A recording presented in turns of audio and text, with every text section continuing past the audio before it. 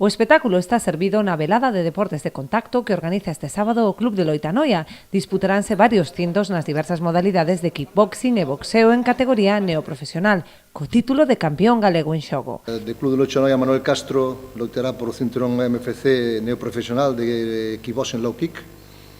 Martín Iglesias, tamén de Noia, pero do Club ITF, tamén fará un cinturón tamén neoprofesional low kick, en 75 kilos.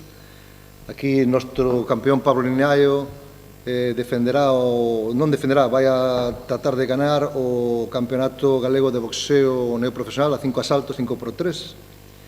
Como colofón desta velada teremos un Campeonato de Europa MFC entre Inés Daniela, que é a campeona, contra Isabel Oliveira de Portugal.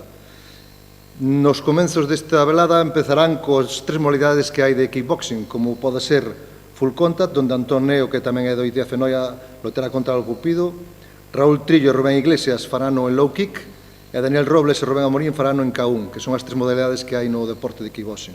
É un rival moi fuerte, que vai adiante, e a nos interesanos porque gustanos ir ao frente, vai ser un choque fuerte, estamos preparados para iso, e intentaremos levarnos a pelea, que vai ser a 5 asaltos, e iremos a polo título con moitas ganas.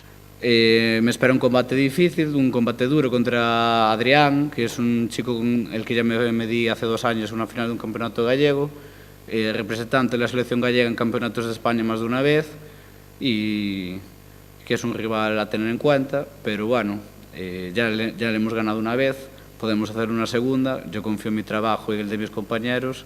Aínda que a velada dará comezo ás 6:30, o pabillón abrirá as súas portas a primeira hora da tarde para axilizar as entradas. O pabillón Agustín Mourís estará aberto xa dende a tarde, a competición comezará ás 6:30 e agardamos que sexa unha gran tarde-noite de espectáculo deportivo.